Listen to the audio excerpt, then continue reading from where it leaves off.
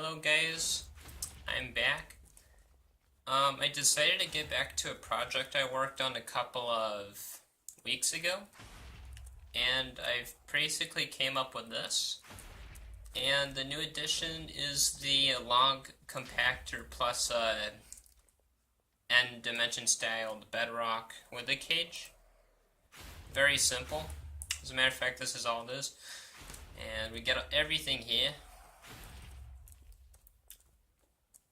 And I suppose we must actually see it in action. The only thing this circuit, the circuit's purpose here is to sync up this with that and the one down there. And that allows it to be very precise somewhat, I guess. Got some 0 ticks to make it just fast enough, actually. Okay, here we go. Oh yeah, it's very piston light. That's the only leaf crusher and also log pusher, and you're about to see it now. So, if you haven't seen this before, what it does is it flies down and it crushes, I think, almost all the leaves. Just like that. You get plenty of leaves back, trust me. And this right here will shove the wood logs aside, and the player's allowed to actually place saplings here since it won't grow in its dark room condition there. Alright, so now it prepares the wood here, and then this happens. The flying machines here push down, which go into here, like that. And then this bottom one goes, and then starts shoving them in as well. And the withers can barely keep up with it, as you can see, it's just perfect.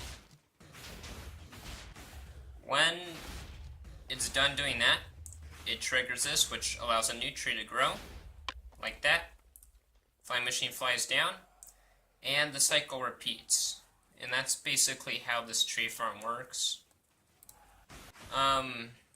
In the comments, I'll put how many, well, in the title I'll put how many logs you get an hour. I'll do a test. Yeah, we'll run this again. This is too cool. I'll show you a better look at the log thing. We actually just have the self-returning flying machine thing all in one device right there, because it was easier for me to just do that. Yep. I really don't see the point using semi-auto flying machines, but it's probably more optimized for speed if you use a semi-auto, I believe. But for a project like this, I think it's fine just using the standard machine like that. Okay, here we go. Gets another tree. Pushes them in. Yeah. Alright, so I guess I can show you the bottom of the circuit after this tree is complete. I'm definitely going to build this on the survival world since it's very piston light. All you really need is a slime farm, and you're good to go. Also, what you could do is instead of having the logs just straight up get pushed in like this, you can have the tree farm up in the air and then just move them downwards and then in, so you don't have to dig. But if you want to get some endstone as well, then you might as well just dig your end a little. Or TNT it.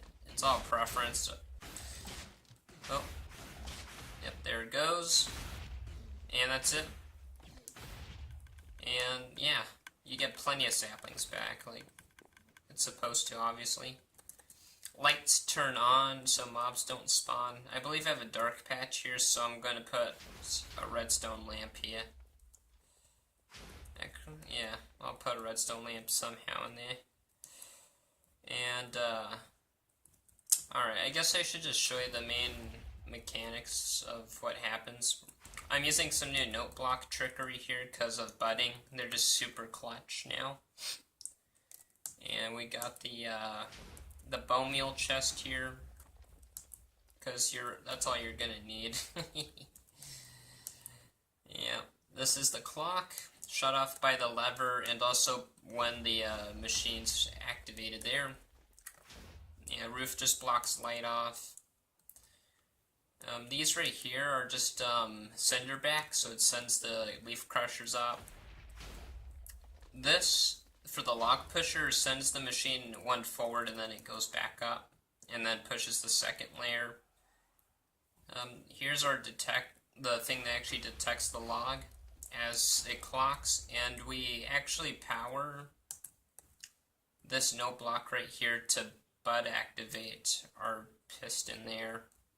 And we're using light powering, so we power the block which powers this, so it doesn't power the piston. When the piston pushes down, this redstone torch goes up the slime blocks here to the top.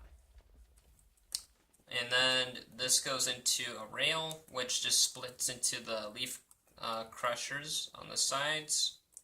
And right here we have a observer block into a fence, which goes into another one. And then this prepares the log mover flying machine. It pulls it back one and then sends it down. And that's how it resets.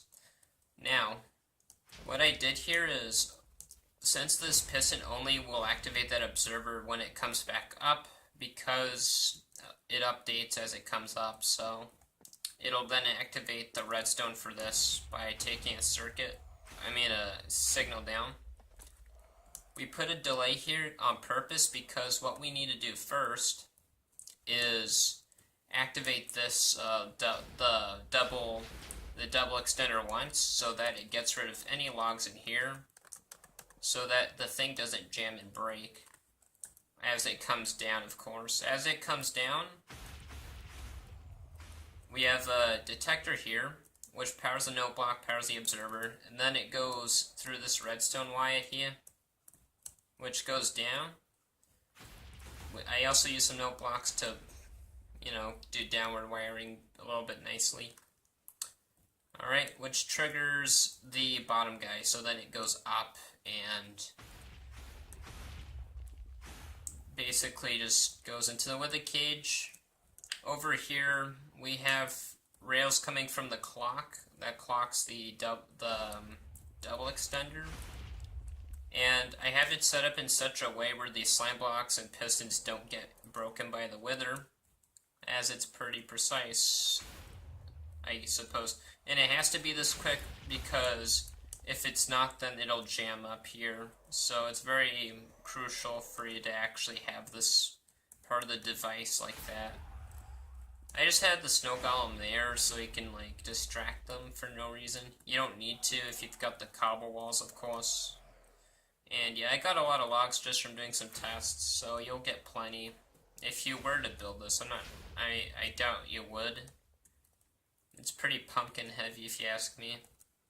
Alright, that's all I really have time to show today. I hope you enjoyed the progress. Well, it's not even progress, this is a complete project, but I might compact the circuitry down there. And if you want a tutorial, then I'll see if enough people want to get a tutorial. Alright. I guess I'll be going now. Goodbye and have a good night or day wherever you live.